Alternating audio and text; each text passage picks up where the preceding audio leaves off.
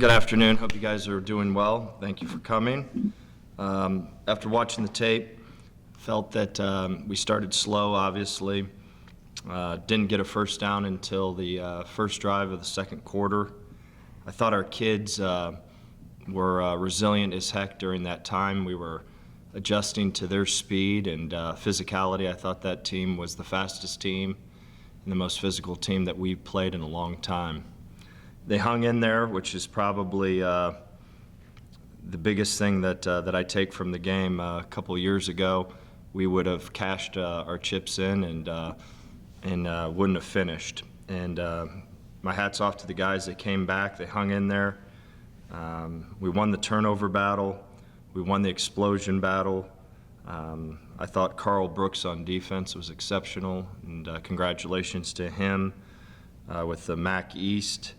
And then Matt McDonald, I thought played as gritty as they come. Played really well, played like a senior quarterback and has the last 2 weeks. And congratulations to him winning the MAC East Player of the Week. I think our defense is playing well. I think the stat that sticks out is that 10 guys on our team, 10 different guys on our team, have at least a half sack. So we're doing a good job pressuring the quarterback. We've got a absolute huge challenge. This is just an upgraded version of what we just played. Super athletic, super physical. They can run like no other, and their offense is challenging, and obviously their defense is the same way. Reminds you of San Diego State's defense. It's very difficult to identify. A lot of coverages in the back end, so we'll have our hands full for sure. Any questions? Coach, you played two very strange games in back-to-back weeks. How do you focus on just things that you might not normally game plan for are just happening all around you? How do you keep your team straight? You know what? We prep for as many scenarios as you could ever imagine, and the 7 overtime game, we were down to our last 2-point play. We carry 8, and then last week we were pretty accustomed to playing in overtime. You mentioned you guys aren't going to get too high, you're not going to get too low, just by after losses, after wins, but was there a kind of a different sense of psyche with the team today, coming off of a win as opposed to losses?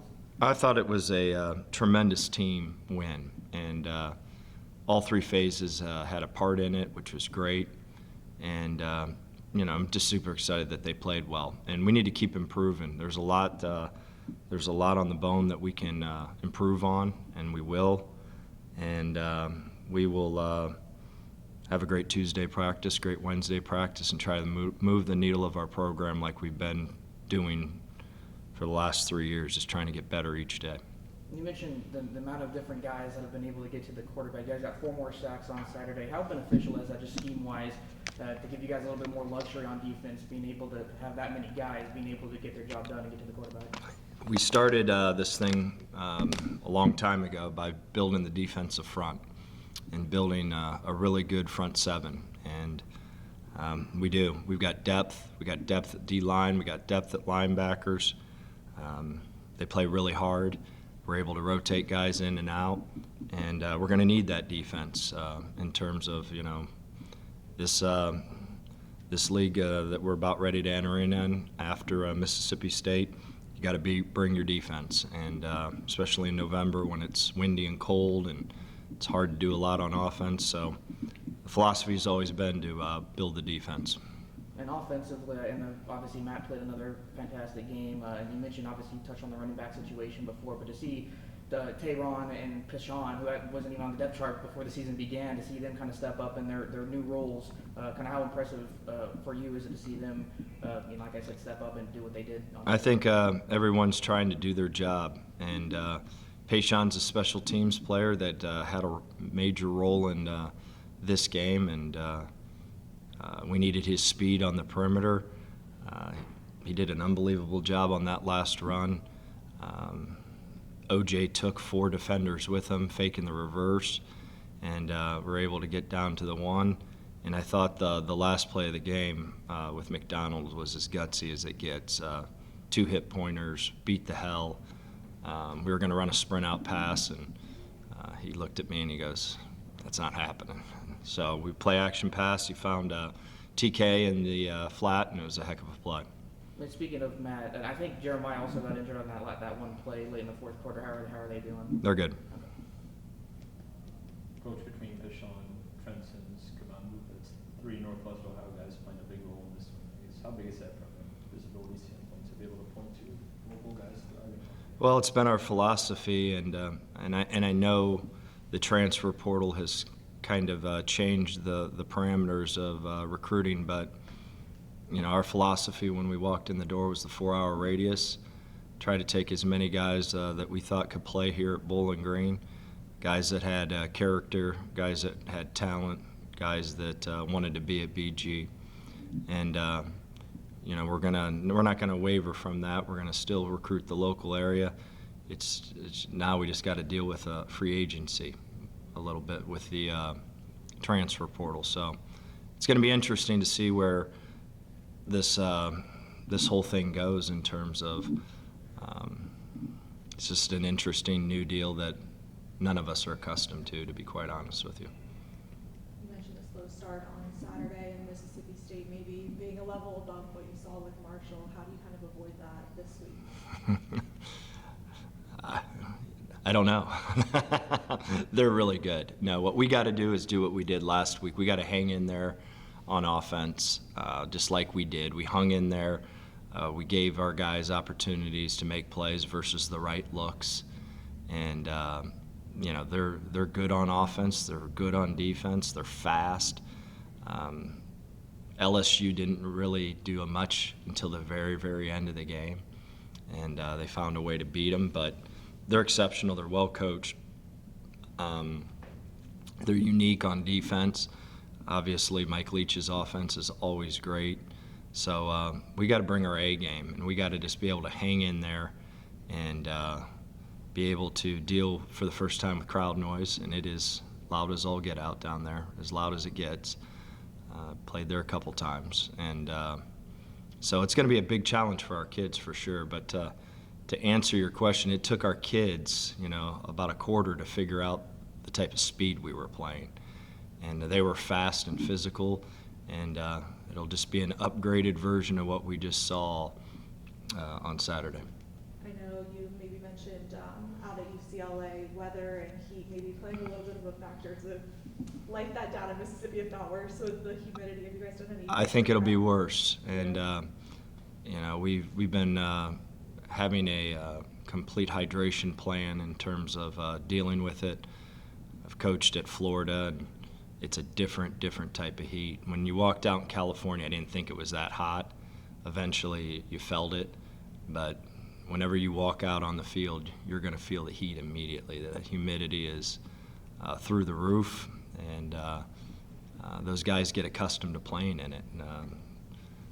At the time, I was young and ran all the time, and I could run all day in that heat just because I was used to it. But not anymore, that's for sure. Any questions for Coach? When it comes to the offense, obviously Odu did his thing with Holland, and he had an incredible catch on my second one. But so many different guys that Matt's been able to get the ball to. How beneficial is that just for the offensive production to get different guys involved in the offense? When this offense clicks, when we were clicking at Michigan, when we were clicking at Virginia Tech, even Boston College, the ability to spread the ball around is huge.